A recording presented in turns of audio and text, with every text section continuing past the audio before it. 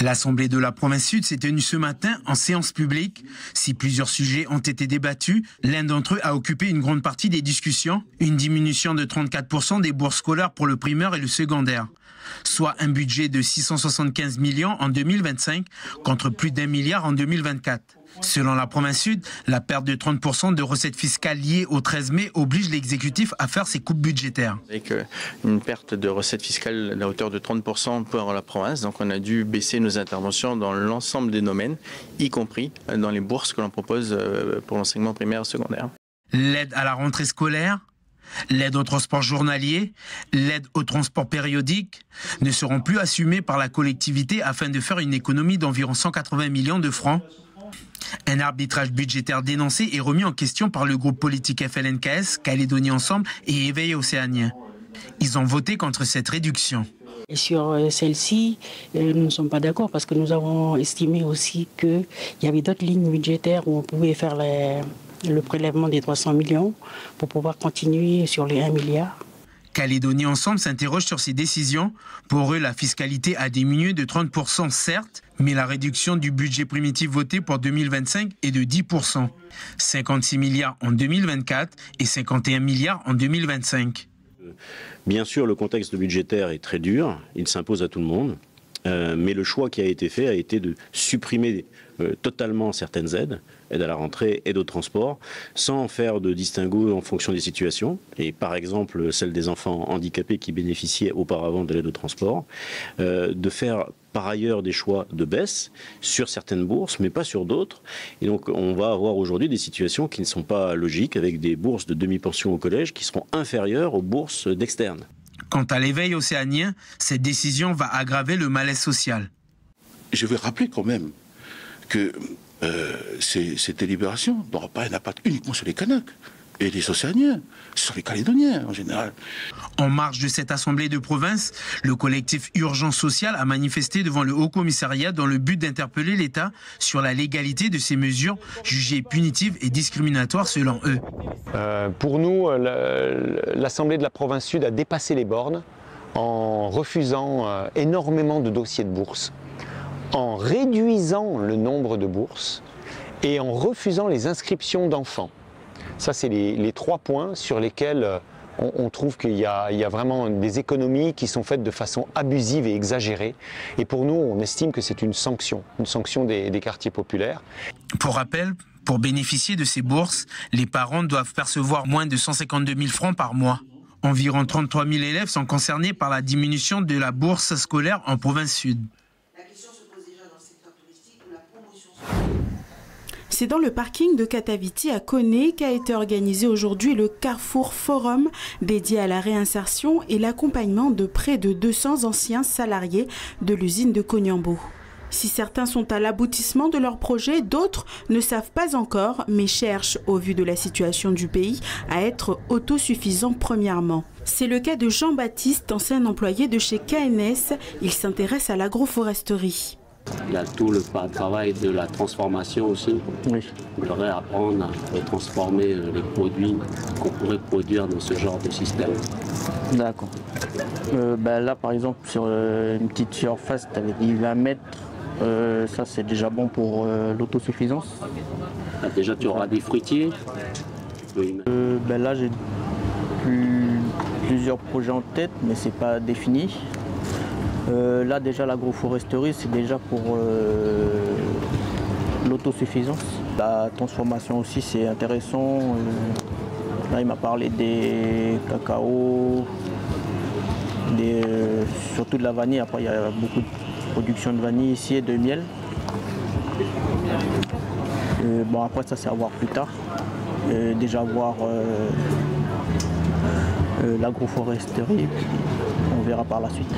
Depuis août 2024, DCB Formation les appuie dans leur démarche et la construction de leurs projets. Placé sous le thème de l'entrepreneuriat et la résilience, ce forum a pour but de les accompagner et de les informer. On est conscient que la situation actuelle, on a très peu d'offres d'emploi. Du coup, l'entrepreneuriat est une voie. reprendre ses études aussi en est une autre, et basée sous le signe de la résilience, parce que je pense qu'à l'échelle générale, on doit en faire preuve déjà de résilience et puis peut-être créer des filières innovées. Voilà, c'est un petit peu l'objectif de cette journée. On va retrouver les acteurs classiques de la création d'entreprises pour tout ce qui va être formalité administrative, investissement financier. Et on va retrouver des filières telles que la vanille, telles que le biogaz, l'électricité, la soudure. Ce sont des compétences toutes transverses qui peuvent permettre à développer des activités. L'avantage que je vais avoir avec mes entrepreneurs, qu'on va retrouver ici, les stands, c'est qu'ils sont également la casquette formateur. Voilà, avec une approche très technique terrain. Dans le cadre de cet accompagnement, c'est plus de 70% des accompagnés qui se lancent dans l'entrepreneuriat. Le secteur de l'agriculture et de la pêche sont les deux principales filières dans lesquelles les anciens salariés s'orientent. Plus de 7 milliards de francs CFP, c'est la dette de la collectivité dévoilée hier lors du débat d'orientation budgétaire de la province des îles Loyauté. La première assemblée sous la mandature du tout nouveau président, Mathias Wanneux, qui a fait le point avec les directions provinciales. Vous savez que notre dette aujourd'hui est évaluée à hauteur de 7 milliards 5. Donc c'est conséquent, mais tout n'est pas arrivé encore sur la table. Donc on risque d'avoir des surprises. Et c'est pour ça qu'on s'est orienté avec toutes les directions, avec la DAF, pour qu'on puisse avoir les bonnes informations en temps réel avant le VP 2025. Cette dette colossale est un coup de massue, notamment pour les salariés provinciaux, car des mesures sont envisagées pour réduire la masse salariale de près de 30%. L'appurement des dettes, donc il faut se concentrer sur des priorités, l'urgence. Payer par exemple les factures impayées et là il va falloir faire des économies, notamment sur la masse salariale, essayer de baisser le taux de la masse salariale en 2025 et revoir aussi toutes ces dépenses. Parmi les secteurs jugés prioritaires par l'exécutif, l'éducation, l'habitat, mais surtout le secteur de la santé qui enregistre plus de 2 milliards de dettes, une situation très préoccupante. Il y a la question de la santé aussi, qui est un grand poste budgétaire. Nous avons, comme toutes les collectivités, des pénuries de médecins et d'infirmières. La problématique aussi du dispensaire de TIGA qui n'est plus électrifié parce qu'on n'arrive pas à payer le prestataire du groupe électrogène, Engie. Donc on est vraiment sur du terre-à-terre et du pragmatisme. Les efforts budgétaires de la province sont également conditionnés par une baisse de la dotation globale de fonctionnement conséquente de la Nouvelle-Calédonie, une situation liée aux recettes fiscales en chute libre et à une économie calédonienne fortement dégradée. La capacité d'investissement de la collectivité serait également réduite d'1 milliard de francs. En attendant aux loyautés, certains chantiers sont à l'arrêt et attendent les financements nécessaires. Mais pour le nouveau leader de la province des îles, 2025 sera l'année de paiement des dettes. Je pense que nous sommes déjà 9 élus dans la majorité qui sont convaincus de l'action que nous menons. Nous avons 7 mois pour mener cette action. Et l'action aujourd'hui, pourquoi on a fait des priorités? Tout simplement parce qu'en 7 mois ou en 8 mois, on ne peut pas tout faire. On ne peut même pas étayer toutes les dettes que nous avons. Donc nous sommes obligés de faire des priorités et puis faire en sorte que 2026 aussi soit l'année du paiement des dettes, quoi. Suite de l'exercice budgétaire le 25 mars pour les conseillers. Ils seront réunis ce jour-là à Lifou pour voter le budget primitif 2025 de la province des îles Loyauté. Ça, c'est les bouquets exprès pour la Saint-Valentin. Ça va être celle-ci, par exemple, c'est une commande qui a été effectuée là en début d'après-midi pour demain à récupérer du coup pour la Saint-Valentin. J'imagine que c'est le rush du coup pour vous. Oh oui. C'est des journées très longues qu'on fait. À la veille de la Saint-Valentin, les commandes fleurissent dans cette boutique. Bouquets de fleurs, peluches, bijoux, parfums ou encore bonbons. Pour l'occasion, des offres et des produits spécifiques ont été imaginés par les équipes. La Saint-Valentin, c'est un des 2 événements les plus importants de l'année pour nous, les fleuristes, avec la fête des mères. La Saint-Valentin, ça représente à peu près 10 à 13% du chiffre d'affaires annuel, donc c'est crucial pour nous de réussir cette fête. Du coup, on a préparé des produits qui sont de tous les prix aussi pour pouvoir permettre à tout le monde d'offrir un petit cadeau à son chéri ou à sa chérie pour la Saint-Valentin.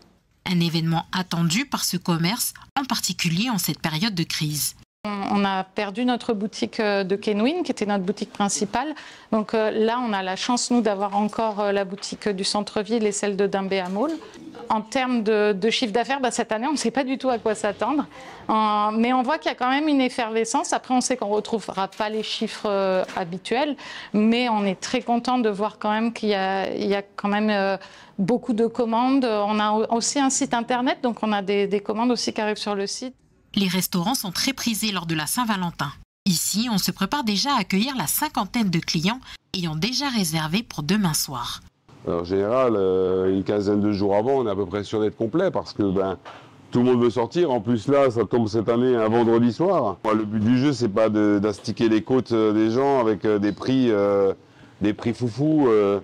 Je préfère rester abordable, accessible. On a quand même une clientèle d'habitués sur Nouméa. Si pour le gérant, la Saint-Valentin n'est pas une fête commerciale, elle est tout de même un événement non négligeable durant cette crise.